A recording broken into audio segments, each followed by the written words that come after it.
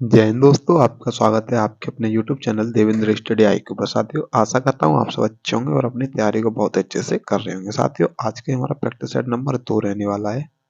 SSC GD का practice set number 2 रहने वाला है। इससे पहले हम प्रैक्टिस सेट 1 कर चुके हैं। अगर आपने वो वीडियो नहीं देखा है तो आप हमारे YouTube चैनल के माध्यम से उस वीडियो को देख सकते हैं। उसके लिए आपको हमारे YouTube चैनल को सब्सक्राइब करना है, क्योंकि हम आपके लिए और ऐसी वीडियो लेकर के आते रहेंगे। तो बिना देरी करते हुए कर लेते हैं वीडियो की शुरुआत। तो पहला क्वेश्चन है, आकाश का विलोम शब्द बताइए। आकाश का विलोम शब्द बताइए। तो आकाश का विलोम शब्द क्या हो जाएगा? तो आकाश पाताल। आकाश का हो जाएगा पाताल, इसीलिए इसका ऑप्शन नंबर बी इसका सही आंसर हो जाएगा। अर्थ, अर्थ के क्या हो जाता है? हमारा अनर्थ हो जाता है। अर्थ का अर्थ अर्थ का हो जाता है अनर्थ। ठीक है, अगला क्वेश्चन की तरफ बढ़ते हैं। तो अगला क्वेश्चन,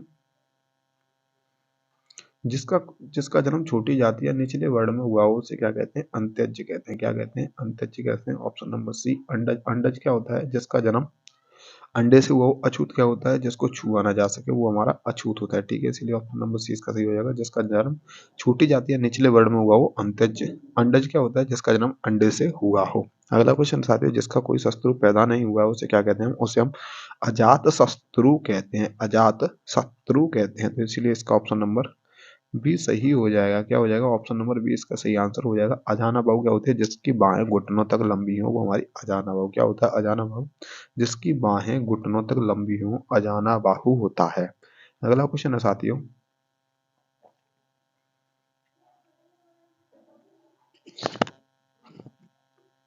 अनाज का पर्यायवाची शब्द बताना है। तो अनाज, अनाज का पर्यायवाची क्या होता है? तो अनाज का पर्यायवाची होता है हमारा शस्य होता है। क्या होता है? शस्य होता है। ऑप्शन नंबर बी इसका सही आंसर हो जाएगा। सलिल किसका होता है? तो साथियों सलिल हमारा पानी का पर्यायवाची होता है। बढ़ते हैं अगले क्वेश्चन की तरफ।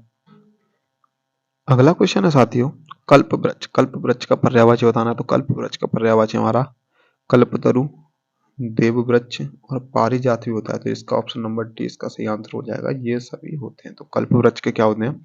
पारिजात, कल्पतरु, देव वृक्ष, ये सभी हो जाएगा। ऑप्शन नंबर डी इसका सही जवाब हो जाएगा। अगला क्वेश्चन है साथियों, इनमें से कौन सा शुद्ध वर्तनी वाला शब्द है? उत्तरदायी। उत्तरदायी हम कैसे लिखते हैं? उत्तरदायी।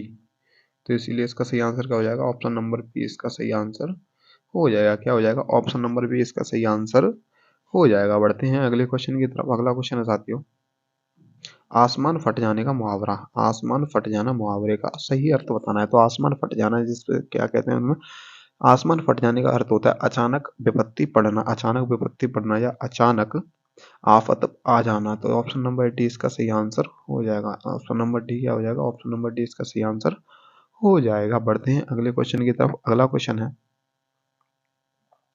खाली स्थान ना हो तो प्रकाश को कौन पूछे। अगर खाली स्थान ना हो तो प्रकाश को कौन कौन पूछे? तो इसमें हमें क्या रखना है? धुंधला ना हो तो नहीं, अंधकार, उजाला, उजाला तो है ही तो प्रकाश की जरूरत नहीं, अंधकार और अंधेरा। तो इनमें से कौन सा इसका सही ऑप्शन होगा? इसके लिए हम आपको बता दें तो इसका सही आंसर होगा आपका ऑप्शन नंबर बी। क्या होगा इसका सही आंसर? क्योंकि प्रकाश, प्रकाश का विपरीत क्या होता है? अंधकार, उजाला का अंधेरा होता है। ठीक है, ऑप्शन नंबर बी इसका सही आंसर हो जाएगा। अरे यदि अंधकार ना हो तो प्रकाश को कौन पूछे, इसलिए ऑप्शन नंबर बी इसका सही आंसर हो जाएगा। बढ़ते हैं अगले क्वेश्चन की तरफ। अगला क्वेश्चन है, उत्साह वास्तव में डैश और डैश की मिली जुली अनुभूति होती है। उत्साह किसकी होती है? तो उत्साह हमारी, ऑप्शन नंबर इसका क्या हो जाएगा? तो ऑप्शन नंबर ए इसका सही आंसर हो जाएगा। उत्साह हमारी कर्म, क्या, कर्म और फल, कर्म और फल की मिली जुली अनुभूति होती है। तो ऑप्शन नंबर ए इसका सही आंसर हो जाएगा। ठीक है, बढ़ते हैं अगले क्वेश्चन की तरफ। अगला क्वेश्चन है साथियों, प्रथम डैश मैंने आने, प्रथम आने मैंने कठिन परिश्रम किया। प्रथम आने के लिए क्या हो जाएगा? प्रथम आने के लिए, प्रथम आने के लिए मैंने कठिन परिश्रम किया, इसलिए इसका ऑप्शन नंबर डी इसका सही जवाब हो जाएगा। क्या हो जाएगा? मैंने प्रथम आने के लिए, मैंने प्रथम इसलिए कठिन, मैंने प्रथम इसलिए और क्योंकि नहीं, इसलिए इसका सही आंसर ऑप्शन नंबर डी हो जाएगा। मैंने प्रथम आने के लिए कठिन परिश्रम किया। उद्देश्यकर्ता। अगला क्वेश्चन आते हैं, उद्देश्यकर्ता ने उद्देश्यकर्ता के साथ और क्या रहता है? उद्देश्यकर्ता होता है ना, उद्देश्य में कर्ता, कर्ता के साथ और क्या रहता है? तो उद्देश्य में कर्ता, कर्ता के साथ आपका कर्ता का विस्तार रहता है। क्या होता है? कर्ता का विस्तार होता है। जबकि एक वाक्य में आपका कर्ता, जैसे कि एक वाक्य पूरा लिखा हुआ होता है तो उसमें आपका क्या क्या होता है, तो उद्देश्य और विधेय होता है, ठीक है, क्या होता है, लेकिन यहाँ पूछा क्या गया उद्देश्य में कर्ता के साथ क्या होता है, तो कर्ता का विस्तार होता है, इसलिए इसका सही आंसर क्या हो जाएगा आपका ऑप्शन नंबर ए सही आंसर हो जाएगा। बढ़ते हैं अगले क्वेश्चन की तरफ।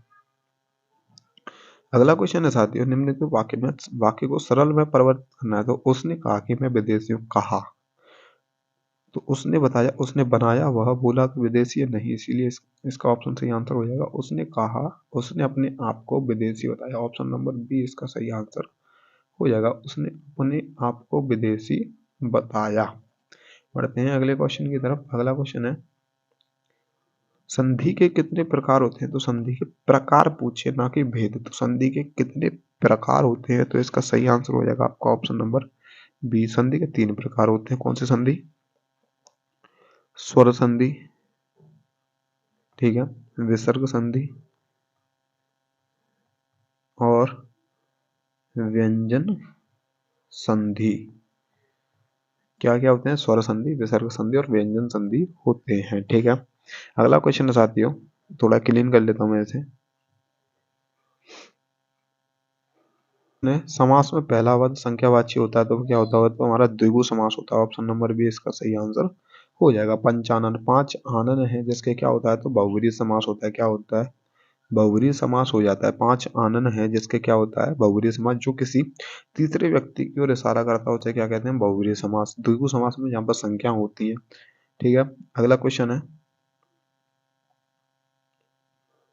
निम्नलिखित में कौन सा शब्द शब्दालंकार है, तो शब्दालंकार जहाँ शब्दों के माध्यम से किसी अलंकार को व्यक्त किया जाता है तो वहाँ क्या होता है, शब्दालंकार है। और इनमें से कौन सा हमारा शब्दालंकार है, तो इसका सही आंसर हो जाएगा आपका ऑप्शन नंबर डी इसका सही आंसर हो जाएगा।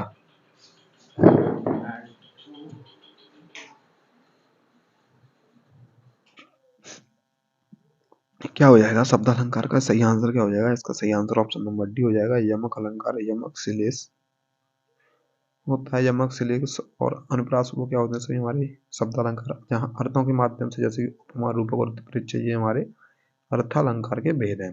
लास्ट क्वेश्चन साथियों, कौन सी संख्या, कौन सी क्रिया सकर्मक है, कौन सी क्रिया सकर्मक है, तो कौन सी हो जाएगी इसमें से, ऑप्शन नंबर बी लिखना। लिखना एक सकर्मक क्रिया है, तो इसलिए इसका सही जवाब क्या हो जाएगा, ऑप्शन नंबर बी इसका सही आंसर हो जाएगा। साथियों, जो आज का वीडियो हमारे यहाँ पर समाप्त होता है। अगर वीडियो अच्छा लगा हो तो वीडियो को लाइक करना, चैनल को सब्सक्राइब करना, बेल आइकन को प्रेस करना। मिलते हैं एक और नए वीडियो में नए टॉपिक के साथ, तब तक के लिए बाय बाय, जिंदाबाद, जय हिंद, जय भारत।